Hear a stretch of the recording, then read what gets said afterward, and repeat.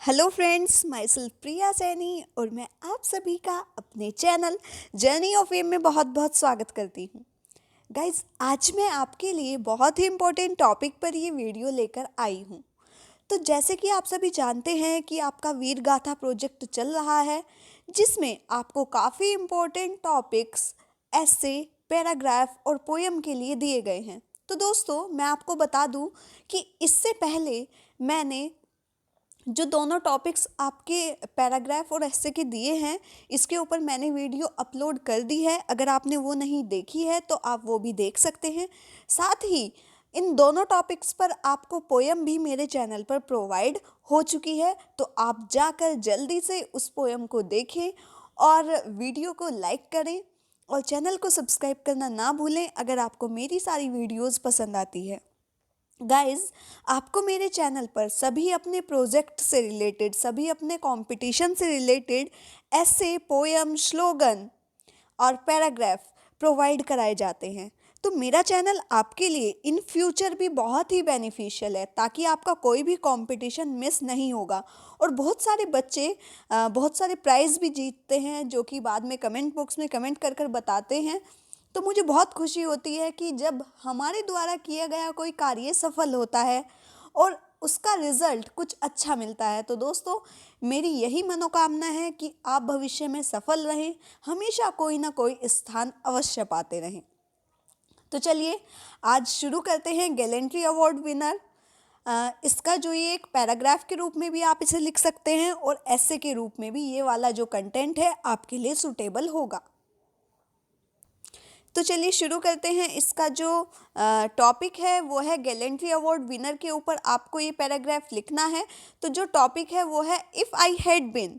अब यहाँ पर आप लिखेंगे name of gallantry award winner, जो भी जिसके ऊपर आप लिखना चाहते हैं। What would I have done for my nation.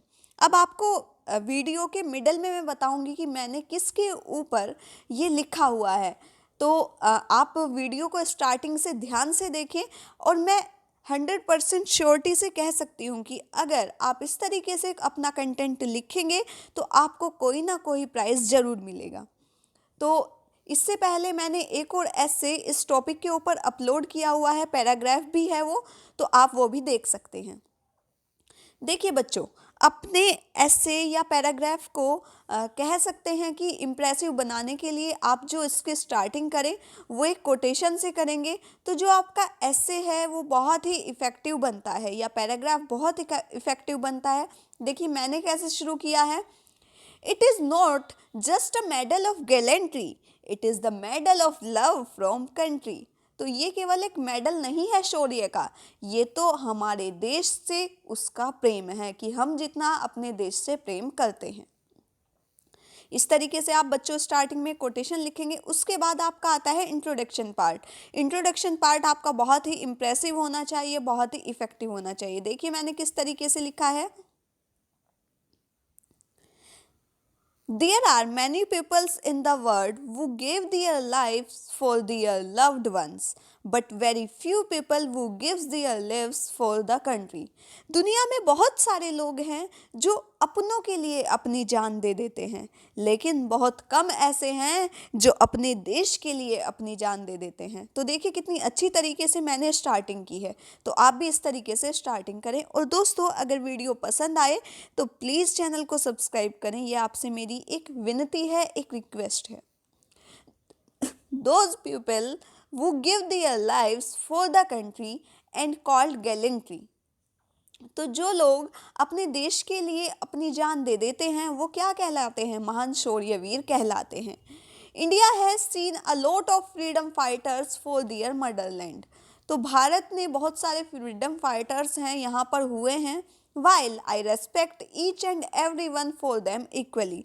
जबकि मैं हर एक का बराबर इज्जत करता हूँ, रेस्पेक्ट करता हूँ या करती हूँ। I have few personal favorites who inspire me to work for my nation. लेकिन इसमें से कुछ ऐसे हैं जो मुझे बहुत इंस्पायर करते हैं, बहुत मोटिवेट करते हैं अपने देश के लिए ऐसा कार्य करने के लिए।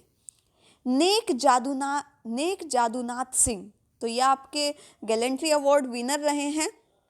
इनके बारे में है ये ऐसे। अगर आप किसी और के ऊपर लिख रहे हैं तो यहाँ पर खाली नेम चेंज कर दीजिए और जो उन्होंने फाइट लड़ी है उसका नेम चेंज करना होगा।